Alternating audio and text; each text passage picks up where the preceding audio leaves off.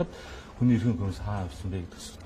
За энэтэй холбогдуулаад дараагийн нэг нь Улаанбаатар хотын захиргаанд бид нар жил болгон хүний тооноос хамаарсан улсын төсвийг тавьж өгөөгүй. Бодис нөхцөл маань хүндрэл маань. Тэгэхээр одоо бид нар юу гэхээр бид өөрсдөө нутгааны хохирогч нь бас энэ нутаг бий болгоч нь гэдэг бүгдээр байгаа л гарах зүйгээр иргэн болгон дулааны алдагдлаа бууруулах хэрэгтэй. Энэ утгаараа байгаль орчин аялал жуулчлалын амны одоо шилжиж ирсэн үндэсний орчны бүртгэл бууруулах үндэсний хороо бол одоо үндэсний хөтөлбөрийн дагуу хийж байгаа олон ажлуудаа үе шаттай хэрэгжүүлээ явж байгаа. Яам болгон тусдаа төсөв дээрээ хийгээд үүргийнхээ дагуу тодорхой ажлуудыг хийгээд явж байгаа. Яагаад үр дүнд хүрэхгүй байна гэвэл бид хитрхи бага зайн дээр хитрхи олуулаа байгаад байгаа асуудал нэгдэг. Хоёрдугаар бид бүгдийг одоо эрхчлөө гэдэг үүднээс сахилга бат хариуцлага зохион байгуулалт гэдэг юм умарчсноос болж бидний өөрсдийгөө муухай болгосон хот маань юм. За сүүлийн 2015 онд цэвэр агаар сан бас мөнгө идээд байна гэд зүв байсан юм а 3 хэдхэн албан тушаалтнаас болоод тэр бодлогоо зогсоогоод 2016 он 17 он 18 онд бага хэмжээний мөнгө тавигдаад явж байгаа. За энэ мөнгө тавигдж байгаа ихэнх мөнгө нь хаашаа очиж байгаа гэхээр гэр хорооллын ард иргэдийн цахилгааныг шөнийн тарифыг тэглэлэнтэй холбоотой зардал маань эрчим хүчний салбар руу очиж байгаа. Өнөөдрийн дахиж хэлэхэд 500 мянган хүн амаар төлөвлөгдсөн Улаанбаатар хотын дэд бүтц цахилгаан эрчим хүчний бүх ачаал маань одоо эрх очтойгоо нийлээд 1.3 сая хүн дээр хүрэхгүй байгаа нь бодитгүй.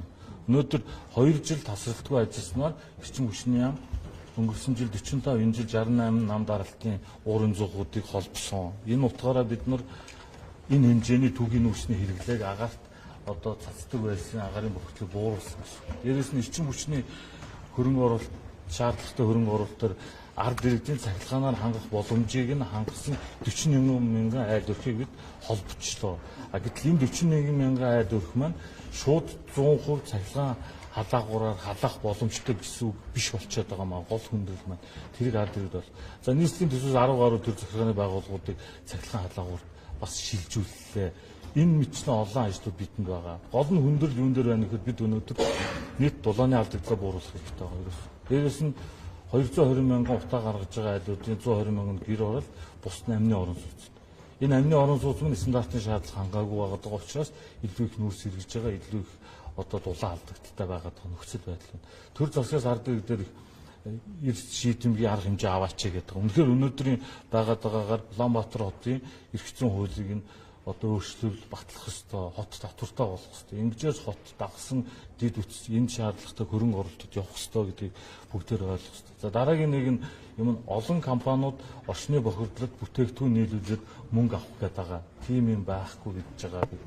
Банкуудын холбоотой гарч байгаа утгагүй банкуудын холбоотой ерөнхий зээлингээрээ батлагдгаад тухайн банкудаар дамжиж тухайн аж ахуйн нэгжийн бүтээгдэхүүнүүдийг авъя гэсэн ард иргэдийн одоо энэ дулааны алдагдлыг бууруулах цахилгаан халаагуур авах боломж нээгнэ. Түүнээс биш бус аж ахуйн нэгж үсээд байгаа энэ боломж байгаад ахад төр засаг мөнгө гаргаж энэ бүтээгдэхүүн авахгүй байна гэсэн юм бол цаашдаа явахгүй. Банкын шаардлага тавина ард иргэд тухайн зориултаар авах зээлд нь хөнгөлт өгнө гэж байгаа. Урьдчилан байдлаар Монгол гэр 1 2 3 гэсэн багц гаргах гэж байна. Цахилгаан халаагуур авах нэг хэсэг байна. Тэр бол зөвхөн 41 мянган айл өрх амьдарч байгаа хороонд байгаа орсон сууж байгаа иргэд цахилгаан халаагуур авах боломжийг нь илүү төлхөө олгоё гэж байгаа. Дээр нь дулааны алдагдлаа бууруулахад бас зээл олгоё гэж байгаа. Тэгээ зээлийн хүү дээрээ бол ярилцж чинь. Тэгээд энэ 7 хоногийн эцэгт бол банкуудын холбоотойгоо тохирч байгаа. Дээр нь аль бүтээгдэхүүн чанартай вэ гэдгийг мэргэжлийн байгууллагын дүгнэлтээр хэрэглэж сонгоно. Түүнээс биш одоо ард иргэд үсээд байгаа юм шиг аж ахуйн нэгжүүд бүтээгдэхүүнээ төр засагт нийлүүлчихэд тэрийг ард иргэд үнгүү тараах гэдэг ойлголт байхгүй гэдгийг албаасан. Олон цахилгааны төлбөр нь хэд өндөр гараад байгаа учраас олон хэд өндөр гэдэг дээр би хэлж штэ. Яг мэргэжлийн хүний тоон дээр бүгд ярихгүй болохоор мэргэжлийн одоо шүд өвдөхөд бид шүдний эмчт очдог мөртлөө утааны асуудлаар бид нар шүдний асуудал ярихаар мэдрэлийн эмчүүгээр яваад байна. Тэгэхээр мэргэжлийн хүмүүсийнх нь үгэн дээр явцгаая. Түүнээс хин нэгэн хүн сайхан сэтгэлээр дэлхийг авах гэж байна гэдэг шиг энэ асуудлаар бүх юмыг шийдчих байсан бол энэ 20 гаруй жил шийдчих байсан. Бид бодит үнэн дээр очих хэрэгтэй. Энэ бүгд орон сууцжуулах гэдэг Монгол Улсын засгийн газрын хөтөлбөрийн бүгээр урагшаа явж байгаа. Энэ дээр хөрөнгө оруулалт нь хийгдэж явж байгаа. Дээр нь дэд үтцжүүлэх гэдэг дээр бас яригдаа явж байгаа. Бид илүү прагматикээр илүү бодиттой юм гэж ойлгох. Богино хугацаанд бол төлш болон утаа гаргаснастайгаа бид тэмцэж бууруулна. Хоёрдугаар эрчим хүчний салбарт энэ жил их хэмжээний хөрөнгө оруулалт хийж байгаа. Цаашлаач бас хөрөнгө оруулалт юм. Тэгэхээр цахилгаан халаагаараар ажиллах боломжтой 41,000 айл өрх маань цахилгаан хаалгаагаар хэрэглэсэн илүү үр дүнтэй. Өөр цахилгааны хүчит нь тогтвортой биш байгаа газар хүмүүс бидний цахилгаан хаалгаагаар ашиглах гэж зөвлөж чадахгүй байна. За өнгөрсөн 5 дахь болсон засгийн газрын хурал дээр агаар орчны бохирдлыг төвлөсөн. Цаашдаа энэ түвшний асуудлыг найдвартай хөсөлтөй байхын тулд 5 дахь түвшээр нэмэлт хөрөнгө оруулалт хийж найдвартай байдлаа хангая. Тэгжээж энэ утааг эрс бууруулъя гэдэг дээр очиё гэдэг дээр байгаад байгаа гэдэг. Монгол тэр багц гэдгийг харгуулж. Монгол тэр багцыг 75 хасагдаад 75.2 тэрбум өрчилсөн 5-7 төвшин дээр заавал солонгосын компани оруулах ямар солонгосын компани оруулах байгаа шүү дээ.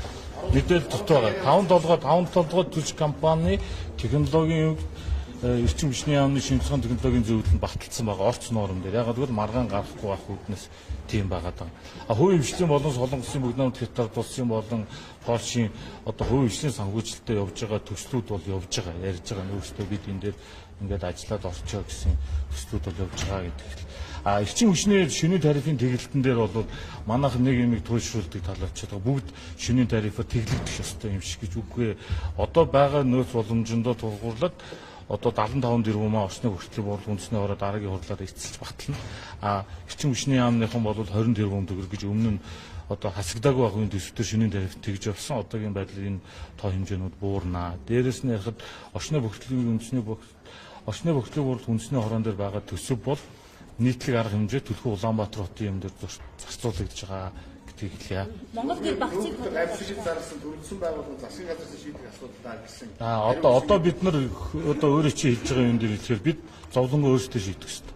Хэн нэгэн биднийг энд авчираагүй. Сая хэлсэн шүү дээ 2003 онд одоо шүүхийн шийдвэр гараад наран цэцгийн шүүгч даргалсан байдаг. Тэр шүүх хурлын шийдвэрээс болж бид суурьшсан одоо бүсэд үе хотод амьдрахдаа хотын дүрм журмыг хамаарахгүй амьдрах боломжтой гэж шүүхийн шийдвэрээр бид хэтэрхий эрх чөлөөгийн эдсэн учраас бид энэ гүндрэлд орсон. Гэтэл үндсэн хуулийн заалтан дээр бусдын эрхээр өөрийн чинь эрх хязгаарлагдана гэдэг. Одоо бид нар Улаанбаатар хотоор дүрмтэй, замбраатай, төсөвтэй, мөнгөтэй байдаг руу оруулах хэрэгтэй. Дээр нь сая бүгд яриад байна. Шин сүрслэн бүсүүд болохоор бүх шатны орон нутгийн сонгуул болохоор тог татж өгье. Иргэний үнэлгээ шалгахгүй шийдвүүлж өгье гэдгсэн бидний бүтээсэн алдаа. Тийм учраас бид одоо өмнөхөө муулахгүйгээр гарч шийдлээ яриад нэгдсэн дүрмээр амьдраа хотын дүрмээр. Хотын дүрм ямар байх хэвээр, хотын журам ямар байх хэвээр гэдэг дээрээ бид их өөрчлөлт хийх ёстой. 2003 бүх ямар одоо төвлөрсөн утааны асуудал ярьсан аймагруугаа чиглэсэн юу вэ? Өнгөрч байгаа жил 1 тэрбум төгрөгийн дэмжлэгүүдийг төвлөрсөн аймгийн төвөд өгсөн байгаа. Би их гэж байгаа гэхээр тухайн орон нутаг өөрсдийнхөө нөхцөлөд тогтсон шийдвэр гаргахгүй бол миний төрөний хэлээд байгаа нэг бүтээгдэхүүнийг ч юм уу нэг зүйл заалтшгүй бүх аймагт хэрэгжүүлэх хүндрэлтэй байгаа. Зарим аймагуд сайжруулсан түвшний үйлдвэрүүдэд хөнгөлөлт дэмжлэг өгсөн байлаа. Зарим аймагуд бол одоо нам даалтын зунхнууд дээр одоо фильтр тавих асуудлаа шийдсэн. Зарим нь болохоор уламжлалт аргаараа шийдсэн гэсэн мэдээлэл. Саяны хэсэг хэлтэнтэд толгойдын хойдлын дэмжийг сэтэлсэн байх. Тэр ойрчлын мэрэгжлийн дүгнэлтэнд гараад аль бие усаар тийх боломжгүй тэр илүү нөлөөлөхгүй гэсэн. Тийм учраас миний түрүүний хэлсэн яг мэрэгжлийн хэсэг гэж нэр томьёо биш.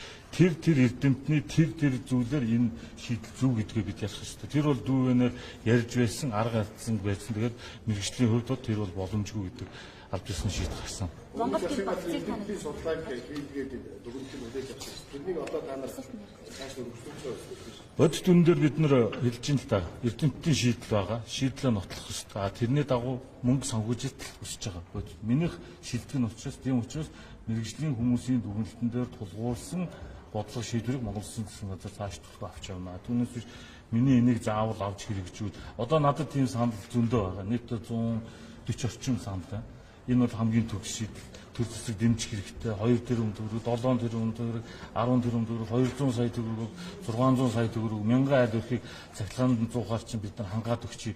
Тэрний мөнгийг засаг өг гэж байгаа. Тийм учраас бид зах зээлийн нэгэнд амьдарч байгаа өртгөөнөө хөх зөв бөгөөд урт хугацааны шийдлүүдээр засаг хөрөнгө оруулалтын богино хугацаанд ороод төгний үсийг хоригдсон. Энэний дагуу орлох одоо сайжруулсан түвш болон цахилгаан халаагуурыг зорилттой бүсдээр нь хэрэгжүүлж дэмжиж явна гэсэн байна. Улаанбаатар руу дэмжиж болон дэлхийн хамгийн аюултай хортой хотуудыг энэ нэг төртгөө. За нэгдүгээр тэгж тоогоо чи зөв ярихгүй бол өнгөрсөн 7 хоногийн одоо экономист сэтгүүл дээр эмтгэхийн 4-5 хот байгаа. Тэгэхээр бид нар зөв мэдээлэл дээр үндэслэж ярихгүй болохоор ингээд бие биендээ худлаа мэдээлэл өгöd бид хамгийн муу хот. Гэхдээ бид яаж багасах вэ? Энэ нүдлээ явах хэрэгтэй. Би тэгээд өнгөрсөн 7 оны экономистээр гарсан байгаа. Тэн дээр миний нууцсан дээр гарсан уу Яг экономик сэтгүүлийн пэйж яг үнэ гэдэг яг юм. Гэхдээ тэн дээр гол нь мэдээллийнхаа бүх их сурвалжийг бичиж байгаа. Яагаад энэ хот энэ бохирдолтой болчих вэ? Хөрсний, агаарын, усны гэдэг 3-4 төрлийн мэдээлэлтэй байгаа юм. Дээр нь дараагийн нэг юм тэгэхэд Монгол улсад гадна дотны олон төсөл хөтөлбөр хэрэгжиж байгаа. Агаарын бохирдолтой. Гэхдээ бидний нэрийг сайн ажиллаж байгаа юм чинь илүү муу гэж харагдвал өөрсдийнхөө одоо зардал төсөө нэмэгдүүлэх гэсэн олон улсын бас байгууллага бидний дотор ажиллаж байгаа гэдэг эрүүл мэндээр харах хэрэгтэй. Бид муу байгаа юу, муу байгаа нүнэ. Бид энэ төлөө юу хийх ёстой гэхээр сахилгоо зохион байгуулалт хариуцлага дэвшүүлэх ёстой. Үүнээс биш 2003 оны тэр шүүх ямар Чингэлтэй дүүргийн шүүхтэр 2000 онд нийслэлийн эрдэм төлөгчдийн хурлын тэргүүлэгчээс Улаанбаатар хотод шилжин суурьшихаар ирж байгаа иргэдийн үйлчилгээний одоо хураамж гэж насан турш 150,000 хүүхдэд 25,000 төгрөг авч байя. Нэг удаагийн шилжилтэн дээр гэж тогтоол гарсныг нь Чингэлтэй дүүргийн шүүх 2003 онд энэ бол хүний эрхийн үндэсний комисс гомдол гаргаад энэ бол хүний эрх зөрчиж байна гэж шийд гарснаас хойш Улаанбаатар хотод шилжин суурьших асуудал бол одоо хэтэрхий чөлөөтэй болсон учраас хот гэдэг статусаар бид алдаад 15 жил болсон. Бодит үнэн маань энэ. Тийм учраас олон төсөл хөтөлбөр хэрэгжихэд үнэхээр нөгөө их хөдөлгөөн өгөх далаад тусал нэмэр гэдэг шиг ийм маш жижигхэн үр дүнээс бид их хүлээсэн учраас сүүлийн үед жил хэрэгжсэн цэвэр агаартай холбоотой бүх сангийн үр дүнд хүрээгүй нэгдүгээрт бодит бас. Хоёрдугаар сайжруулсан төлшийн тогтоол гарсан боловч Баянгол дүүрэгт идэвхжээ хэрэгжиж нийслэл даяар тэрийг хэрэглэх шаардлагагүй үн өртгийг бууруулна гэдгээд түгийн үсний хэрэглээг болон дэврээцээс бол бид өөрөө өөрсдийнхөө хийсэн бүтээсэн юм өөрсдөө өрснүүлсэн бохирдуулсан. Тийм учраас цааш бид хотын стандартыг, хотын нормыг барьж ажиллаж амжих ёстой гэсэн байна. багц ямар өчсөн бэ тэр Орлогоосоо хамааруулаад 3 сая хүртэлх зээл авах одоо боломжийг үүсгэж байгаа. Тэгээ нийт багцсандаа бол 120 хүртэлх сая төгрөгийг одоо хашаанд амьдарч байгаа ард иргэд дулааны алдагдaltaгүй одоо орчин үеийн амны орон сууц барихтан зориулж ийм дээд хэмжээнд 120 хүртэлх сая, доод хэмжээ нь 3 сая хүртэлхийг боломж олгож байгаа. Энүүгээрээ дулааны алдагдлаа бууруулаа. Хүүгийн зүрүүн дээр нь одоо татаас өмөр шийдья. Ногоон зээлийн сангийн олон улсын бус санхүүжилтийг одоо ашиглая гэсэн юм хийгдээ явж байгаа юм дээр. санхүүжилт нь яаж орж ирэх вэ? Сая мэдээлэл явуулсан. Санхүүжилт нь яаж орж? Санхүүжилт банкны санхүүжилт зөвхөн хүүгийн зүрүүн дээр одоо олон улсын төсөл хөтөлбөр одоо орчны бүртгэл урд үндэсний хорооноос дэмжлэг өгнө гэж байна. Чиний тооцоолсон яг Нэмэлт устгаа тавьсан 19 чанарын багт хэвээр ажиллаж чадчихсан. Нэгдүгээрт хэвэн 2-3 нь одоо сэлбэг хэрэгсэлтэн дотор байгаа учраас хэвэн бас ажиллаж байгаа. Гэтэл хоёрдугаар сүүлийн жилүүдэд бид дандаа ингээд ярихаар бидний зовлон л тань юм. Дандаа бид нар ЖК юм уу гадны буцлагууд одоо тусламжаар багц тоног хөрөмжөө авдаг ерөөс. Одоо байгаль орчны төв лабораторийн тоног хөрөмжөө шинжилгээгээл өгдөг төсөв хүндрэлтэй байна гэж ингээд хасагдаад байдаг.